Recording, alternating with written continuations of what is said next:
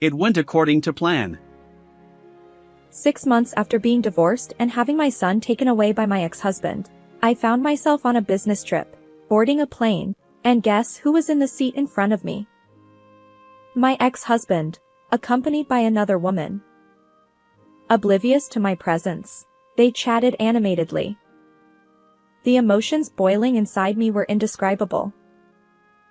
So, that's what it was, I thought. I vowed to take thorough revenge.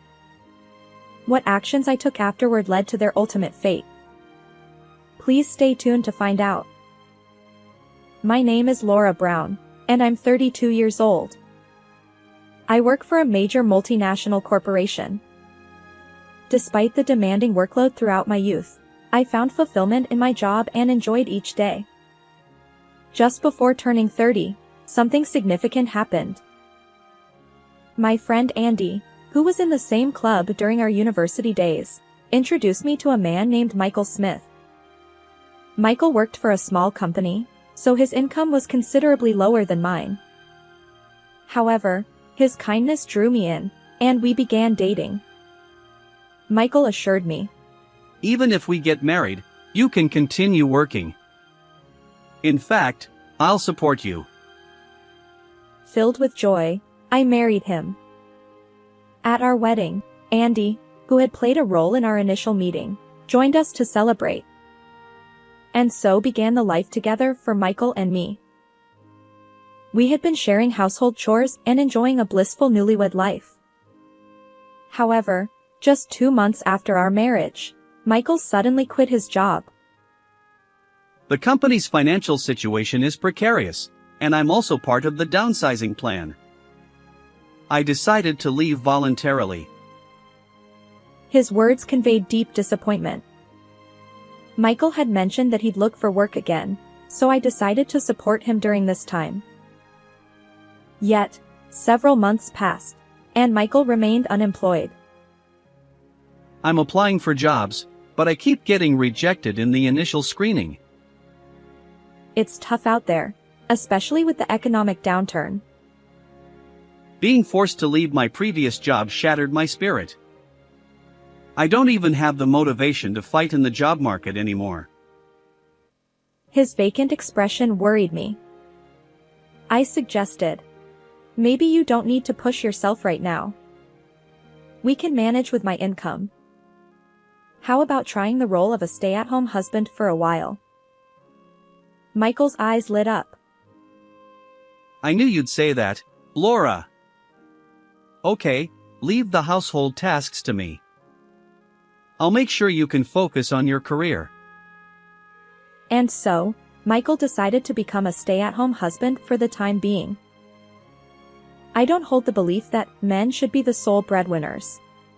I believe that couples should support each other in their daily lives. Given Michael's current vulnerability, I made the decision to work and provide for our livelihood. Despite my demanding job, I thought it would be helpful if Michael took care of household chores. However, to be honest, Michael's housekeeping skills were lacking. Meals often consisted of pre-made or frozen food, and dishes were left unwashed. Even with laundry, he'd simply toss it into the front-loading washing machine without bothering to fold it. When I pointed this out, Michael would come up with excuses like, "I have a headache today." It left me feeling quite frustrated. One day, after asking Michael to pick up my suit from the dry cleaners, I headed to work. But when I returned, Michael casually said, "I forgot about the dry cleaning." "Michael, I trust you with household responsibilities. Can't you be a bit more reliable?" I implored. "It can't be helped. I wasn't feeling well today."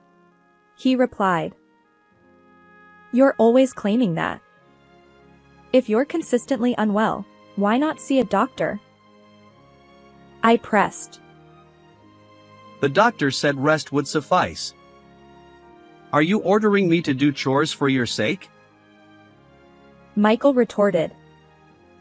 Frustration welled up inside me. Of course, if he were genuinely ill, I wouldn't push. But from what I observed, he had an appetite and even went out during his free time, appearing quite energetic. Well, within your capabilities, could you put in a bit more effort with household tasks? I suggested. Michael shot back. I'm already doing my best. Maybe you lack understanding for someone like me, feeling alienated from society. His words left me speechless. Ultimately, I juggled chores alongside my demanding job, while Michael continued to neglect them. Shortly after that, I discovered I was pregnant. Michael was overjoyed and took great care of me. Thanks to him, I could experience a peaceful pregnancy and eventually gave birth to a sweet baby boy whom we named Liam. Michael enthusiastically declared, Leave Liam's care to me.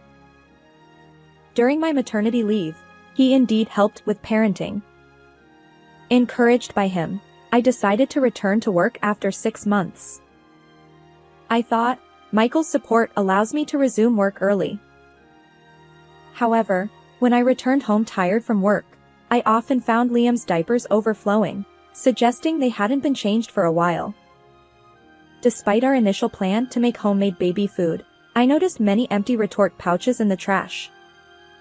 Suppressing my frustration, I reminded myself, it's his first time parenting, and he's still learning. After all, Michael was the one looking after Liam while I worked, and I felt grateful. Of course, I also contributed by preparing baby food in advance on my days off and handling nighttime fussiness.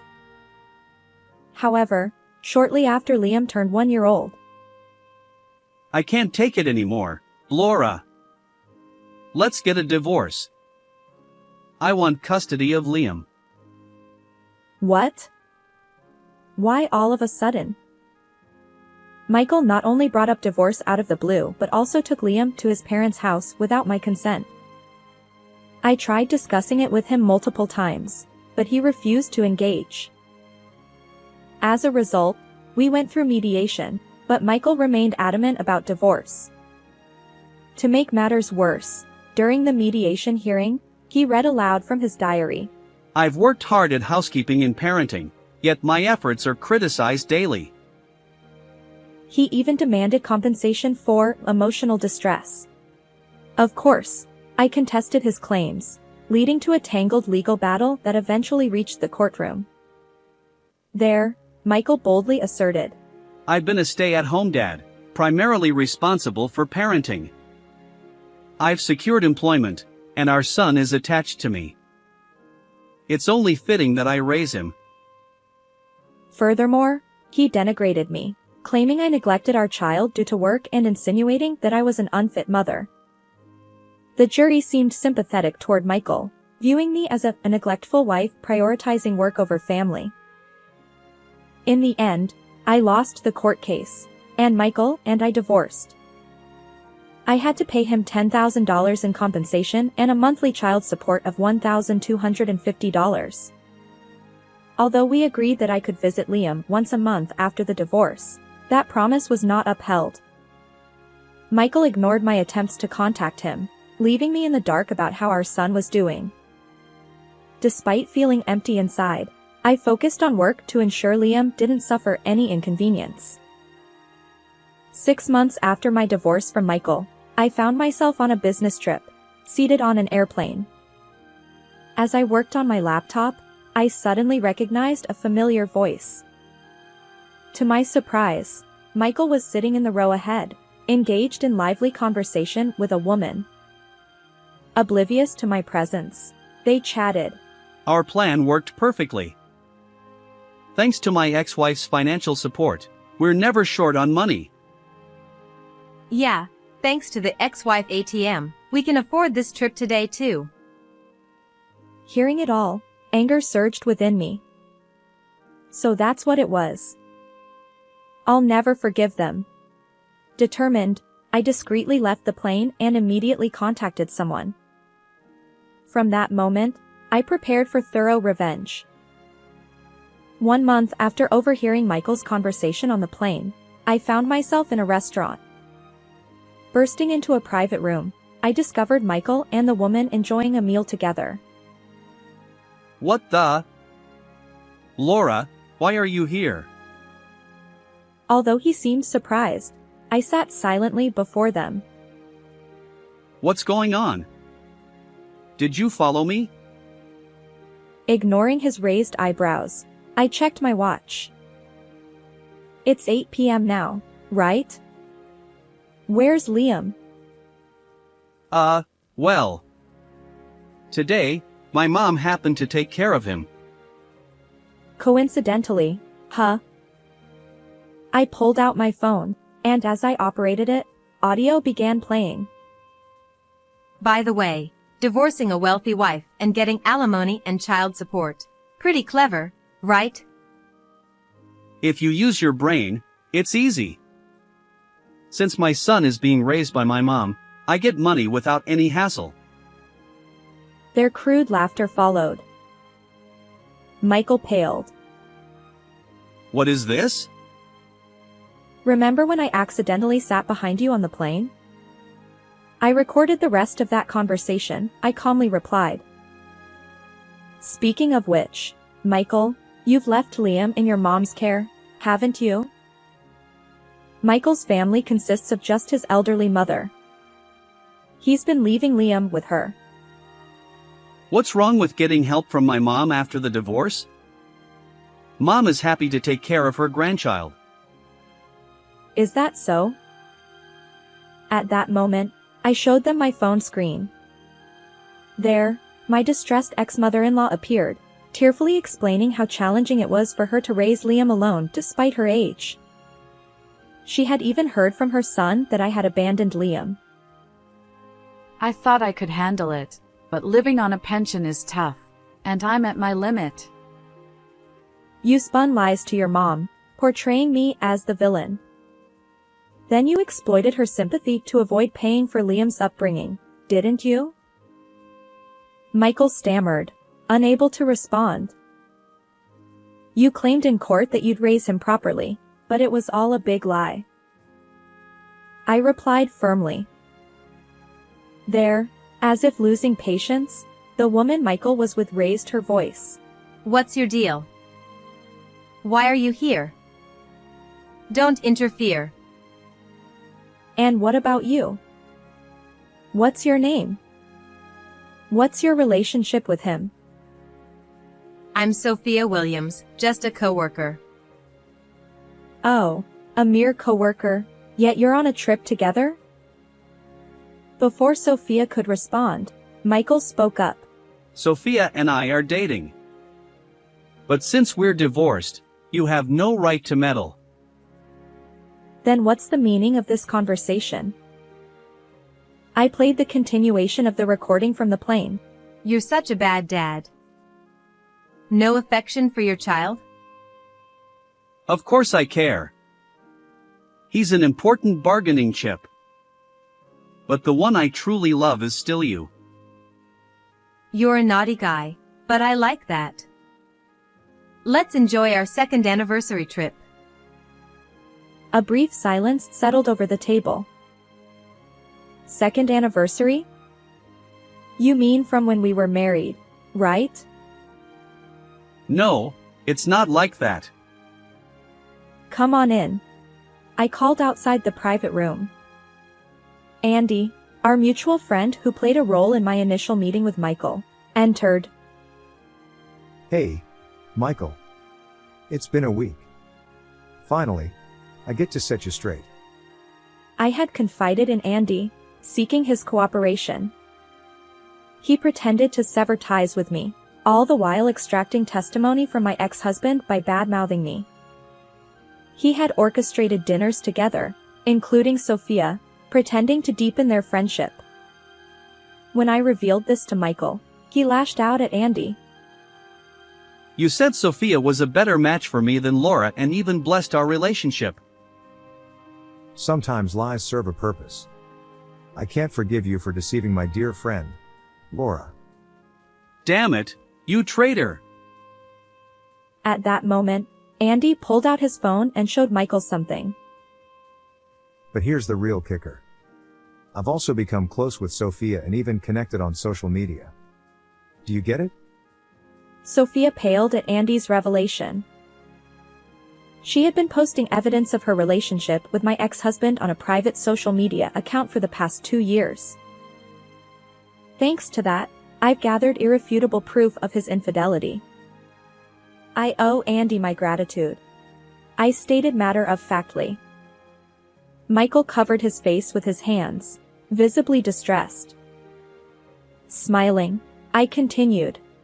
From Sophia's social media posts, it's clear she brought Michael into her company. Now you work together as salespeople, and your lovey-dovey posts suggest more than just professional camaraderie during office hours. Michael stammered. Well, what's wrong with working together? I replied firmly. Being lovey-dovey is fine, but sneaking off to a hotel during work hours is unacceptable. It turned out that Sophia had falsely claimed business trips while secretly meeting Michael at hotels, all documented on social media. Michael's face turned pale. Just pretend you didn't see that. Too bad. Right before coming here, I emailed the evidence to your company's representative. I'm curious to see what they'll say tomorrow. As I said this with a smile, Michael and Sophia began to panic, their heated argument escalating. It was almost entertaining to watch. Are you trying to ruin us? I turned serious. I'll never forgive you for scheming with your affair partner, taking Liam away, and using me as an ATM. We'll go through court or whatever it takes to get my son back. Wait. And I'll return the alimony you received. Be prepared. I'll also claim compensation for both of you and your affair partner. With that final declaration, Michael slumped, defeated. Leaving him and a panicked Sophia behind, I walked away with Andy. Afterward, I formally requested that Michael relinquish custody of our son. Perhaps realizing he had no chance in court, he agreed to transfer custody. Additionally, I managed to reclaim the alimony I had paid. As for Michael and Sophia, their workplace affair was exposed, leading to their dismissal. However, I showed no mercy, demanding $16,000 each in compensation for their infidelity. Michael lost his relationship with his mother as well and ended up burdened with debt alongside Sophia. Their relationship soured due to the financial strain. Currently, Michael lives alone in a run-down apartment, working tirelessly to repay debts and provide child support. His life appears quite challenging, but I feel no sympathy. On the other hand, I've regained custody of my son and am raising him with the help of my family. Despite my busy job, I'm committed to parenting. My 2-year-old son is a mama's boy, and he's utterly adorable. I vowed never to let go of him again. How did you find this story? If you enjoyed it, consider subscribing to our channel. Until next time.